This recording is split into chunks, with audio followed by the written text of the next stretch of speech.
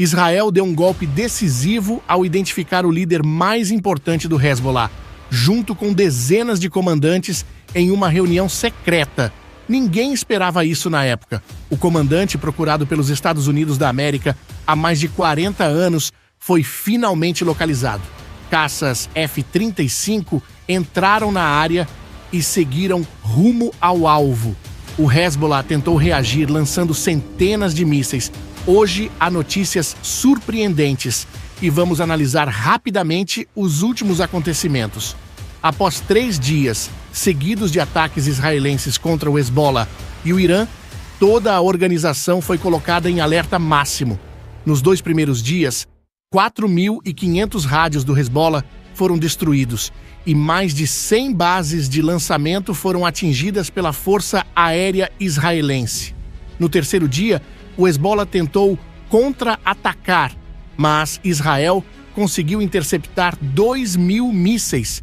O Hezbollah não tinha sido tão afetado em ataques anteriores e até o Irã se manteve em silêncio, avaliando suas opções. As últimas notícias sugerem que um ataque de grande escala contra o Irã está sendo preparado. A região da fronteira ficou muito movimentada, já que o Hezbollah ativou locais de lançamento de mísseis escondidos na fronteira naquela manhã. Mesmo com a Força Aérea de Israel atacando mais de 100 bases, o Hezbollah ainda mantém grande poder na área. É importante lembrar que o Hezbollah controla quase todo o Líbano e possui muitos combatentes e armas. Os serviços de inteligência sabem disso e estão trabalhando para impedir que a organização se recupere. Até agora, foram identificados muitos esconderijos e mais de 170 mísseis foram lançados com o objetivo de atingir cidades israelenses. Quando as sirenes soaram, todos os sistemas de defesa antiaérea foram ativados para interceptar os mísseis que se aproximavam. Dessa vez foi mais difícil porque os mísseis estavam espalhados por uma área maior. O sistema de defesa Cúpula de Ferro foi usado em diferentes locais e quase todos os mísseis foram interceptados graças a uma atualização recente de software. Apenas alguns mísseis atingiram áreas desabitadas ou de pouca importância, mas não causaram danos. Após esse ataque, Israel reagiu rapidamente, consciente de que o Hezbollah estava tentando se reorganizar. O alvo eram áreas no meio da fronteira. Além disso, os serviços de inteligência identificaram que o Hezbollah e o Irã frequentemente usam táticas de distração, tentando desviar a atenção de Israel para outras áreas. No entanto, Israel tem capacidade de monitorar várias regiões ao mesmo tempo. O ataque de hoje foi uma resposta ao duro golpe que o Hezbollah sofreu nos últimos 3 dias. Eles decidiram se reunir em Beirute, uma cidade de difícil vigilância devido à sua estrutura densa e complexa. O Hezbollah convocou sua liderança sênior para um encontro em um prédio da organização, que possuía um túnel levando a uma sala de reuniões secreta no subsolo. Esse tipo de estrutura subterrânea é reforçada para resistir a ataques aéreos e, para destruí-la, Israel precisaria conhecer a localização exata. Mesmo que as áreas ao redor fossem atacadas, a área subterrânea provavelmente ficaria intacta, apenas sentindo tremores. Se fosse construída com concreto reforçado, é possível que o Hezbollah tenha utilizado um bunker subterrâneo fortificado com base nos recursos que eles possuem. Após verificar a localização exata, os serviços de inteligência compartilharam as informações com a Força Aérea. Dentro do bunker estava Ibrahim Akil, o principal comandante do Hezbollah, que supervisionava toda a organização e liderava a unidade de elite. Recentemente, Fuad Shuka, antigo líder do Hezbollah, foi eliminado e Akil assumiu a liderança. Akil está no Hezbollah há cerca de 44 anos e os Estados Unidos tentam capturá-lo há quase 40, oferecendo uma recompensa de $7 milhões por sua cabeça. Akil era muito cauteloso e difícil de identificar, mas após 3 dias de ataques intensos, ele precisou sair do esconderijo. Ele e outros 10 comandantes estavam planejando atacar a cidade israelense de Galileia, tentando cruzar a fronteira. No entanto, o plano foi frustrado pela inteligência israelense, que descobriu a localização do bunker. Aviões militares israelenses usaram bombas destruidoras de bunkers para eliminar Aqil e os comandantes. Essa operação foi um golpe duro para o Hezbollah, que já enfrentava dificuldades, e vai prejudicar ainda mais seus contra-ataques e operações na fronteira. Após a eliminação de Aqil, o ministro da Defesa de Israel, Yoav Gallant, convocou uma reunião com os principais líderes militares para avaliar a situação. Gallant declarou que Israel está entrando em uma nova fase do conflito, com oportunidades e perigos significativos. Ele garantiu que as operações militares vão continuar e que o Hezbollah será monitorado de perto. Nos últimos dias, o Hezbollah lançou cerca de 140 foguetes contra o norte de Israel, causando incêndios, incluindo em um parque infantil na cidade de Safed. Os ataques fizeram soar sirenes em várias áreas do norte de Israel e pelo menos 120 foguetes foram disparados do Líbano. Embora não tenha havido feridos graves, um homem foi levemente ferido por estilhaços no Golã.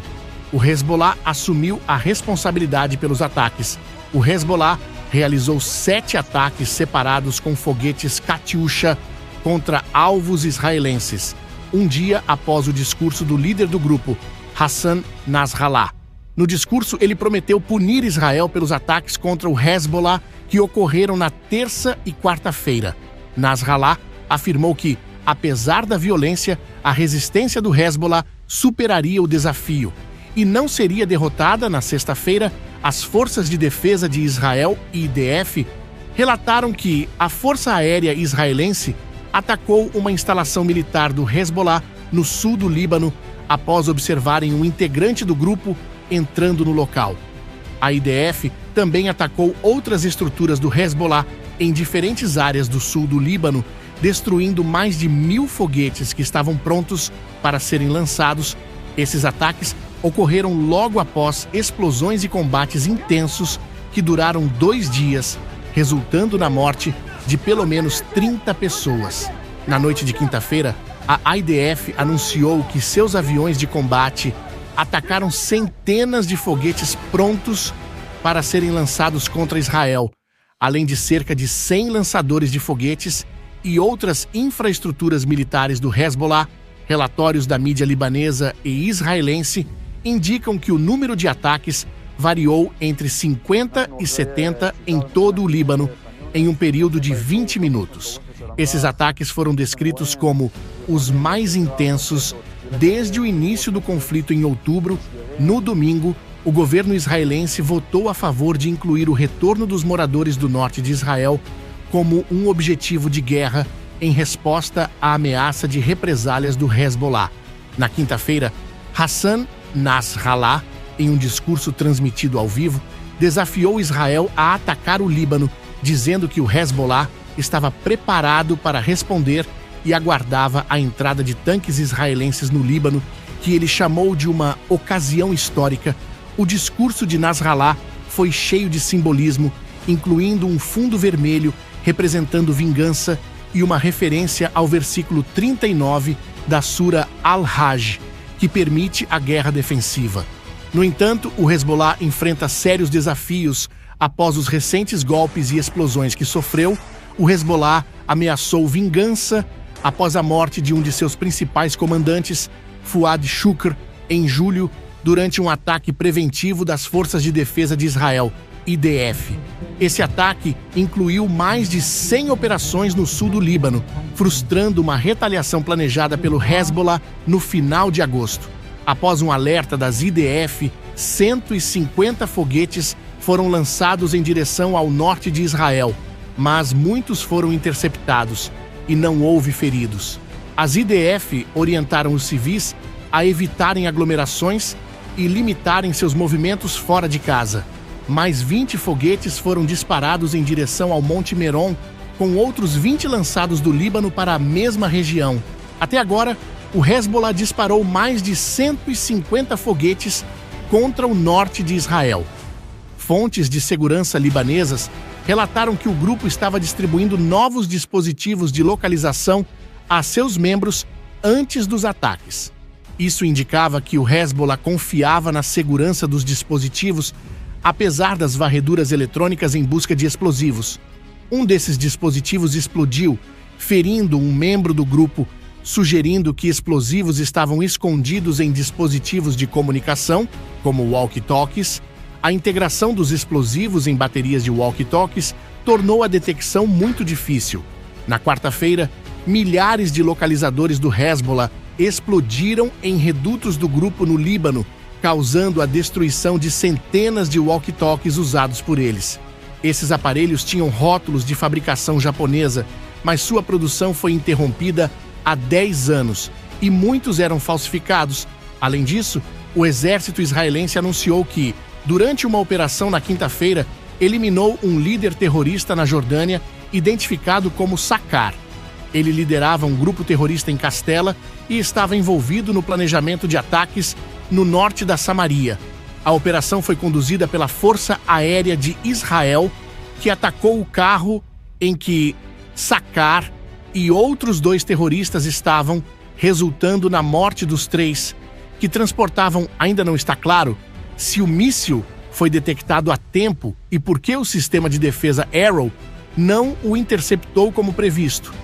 Na manhã de domingo, esse míssil aparentemente conseguiu passar pelos sofisticados sistemas de detecção israelenses e só foi abatido quando já estava no espaço aéreo de Israel, levantando dúvidas sobre possíveis falhas nos sistemas de segurança. Os rebeldes Houthi do Iêmen, que não têm uma indústria própria de mísseis balísticos, recebem esses armamentos do Irã.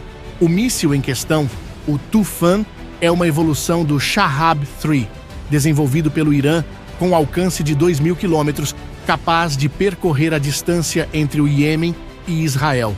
Transportado em caminhões, o míssil é montado e lançado de um local específico, com um alvo pré-determinado, sem possibilidade de ajuste durante o voo. O processo de preparação para o lançamento, incluindo o abastecimento do míssil, dura cerca de 30 minutos.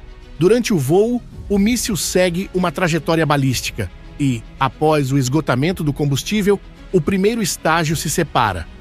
O míssil leva entre 12 e 15 minutos para atingir o centro de Israel, com uma ogiva de aproximadamente 650 kg, capaz de causar grandes danos a estruturas civis e militares.